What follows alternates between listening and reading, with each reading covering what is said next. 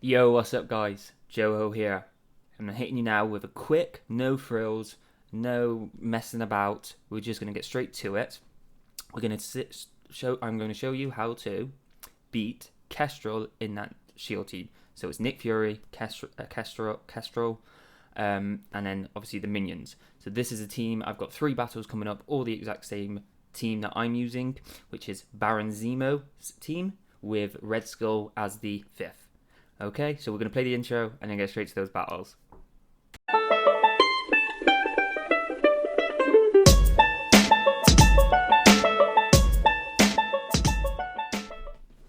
Okay, welcome back. So I did all 3 of these on my phone. So I recorded on the phone, so I'm not sure the quality will be up to scratch like I do normally on BlueStacks when I record them. So sorry about that.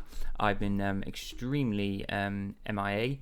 So did these as best as I could, but on my phone. As you can see here, this is a 20k punch up. My Zemo obviously has got most of the strengths. The strengths will show up obviously in the bottom, I think. You might not see them, I'm not sure. But we're going to get straight to it because let's just be honest, you just want to see how this team actually works and how to play it. So this is the setup you want. You want it like this because obviously every time a minion goes, Zemo will put evade on both Red Skull and Winter Soldier, and those 2 you are want alive. You definitely want Red Skull next to it. The Hydra minion, your Hydra Grenadier, you don't need to worry about. If he dies, Red Skull will bring him back. Instead of Winter Soldier, you could switch over and put Crossbones there. It would work pretty much the same way, and because he has a taunt, it might even work better. But this is how I've done it, and it's worked every time I've done it. Punch cross, punch down, punch up, as we'll obviously see. So obviously straight off the bat, you get Coulson going first. He will obviously aim for your highest thing, which obviously in this case should be your Zemo, because your Zemo should be the highest. Obviously, if it's not, you probably shouldn't worry too much anyway, because you will all have defense up, so it's not the end of the world. Easy to go. So then Zemo goes straight after. He will put obviously get rid of positive effects, like their immunities, their speed, stuff like that. Obviously, as you can see, it hasn't done all of them, but it has done quite a few. And it puts disrupts on both shield security and the assault there, because obviously with Zemo, that's what he does with minions. This is perfect because with shield security now having disrupt, you don't need to worry about him going. You always want to put the ability block on Nick Fury, because Kestrel, obviously, if you don't know, will just change anything that debuff wise on her turn to health. So there's no point trying to put debuffs on her. You want to get that Nick down first. So you do the ability block, that stops him doing summons. Then you go open up with the blast. As you can see here, Kes hasn't even taken a turn yet. Now, most people think you don't do the summon here. You do. You do the summon. Yes, Kestrel is going to stop any actual minions coming out, but without a T4, as long as it's on level 6, it will give you all 200 speed bar. If you T4 this, which I really recommend, and I'm going to do myself at some point, it will give you 300 speed bar to everyone. So that alone is just worth it. So you want to do that even though you don't get the summons.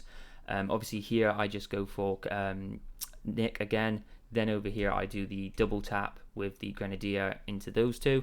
So now this is Kestrel's first turn, and she's gone straight for Crossbones. She does take Crossbones out, but it's now Zemo's second turn. He takes out Nick with his passive. We get the defense down there. Winter Soldier goes in.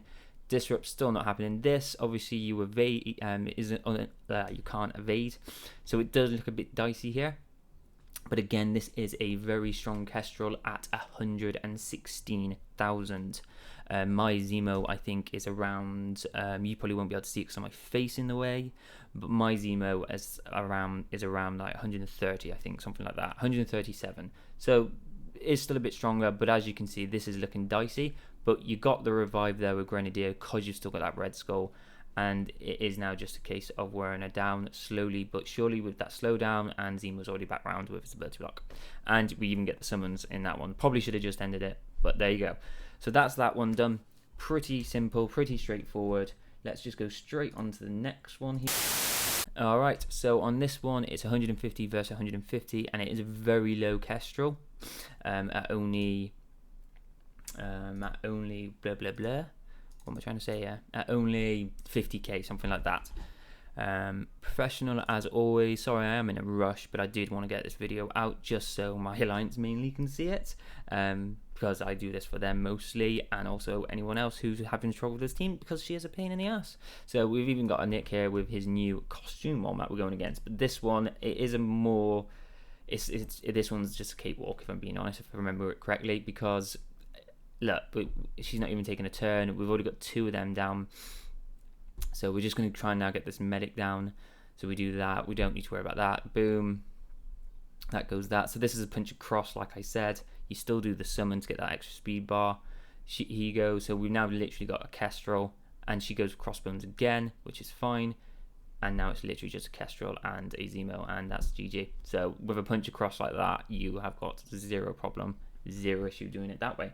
So here's the last one. I've just realized the last one didn't actually record, so I'm doing it again. So this one is showing a 53k punch up. It's a small Kestrel. It's only about 50k the Kestrel in this one.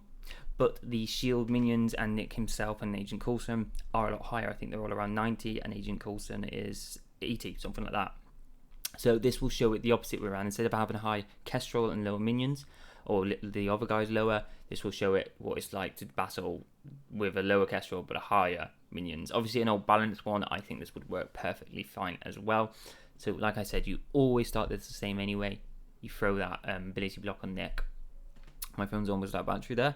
I try and get, I should have probably aimed for medic maybe, but I'm trying to get this Kestrel down before first turn. Obviously you saw there as well the shield security, he didn't get that disrupt, so him taunting is a pain in the ass, and that doesn't even take any off. They're both resisted as well. Kestrel also aims for my Baron Zemo there, which is quite dangerous. If she does that as a really high one on your first turn, that can be catastrophic, like real bad, but luckily it doesn't. And as you can see, even though he was in yellow, it's pretty much clean up now. Again, it's just a very simple kind of match. This it just works. I'm not going to put bloody whatever his name is off Skyrim dude. It just works on. But no, so this is just clean up now. I'm really hoping this helps show you how to set up these characters, where you want to place them, how to do them, which in battle, and all that blasé. You want to build these up anyway, because I think there's a heroes for hire counter they work on, which I'm also going to show my own team that I'm working on at doing for countering heroes for hire. That will be out as soon as I can. Like I said, this is all weekly, but it isn't weekly. Probably should put that in the title, but it is in my first volume. If you haven't watched it, go ahead and watch it. It's got some good battles in there. That's pretty much me done. Shut up, Joho. Anyway, hope this helps. That's all from me. I'm Joho. You stay classy, YouTube.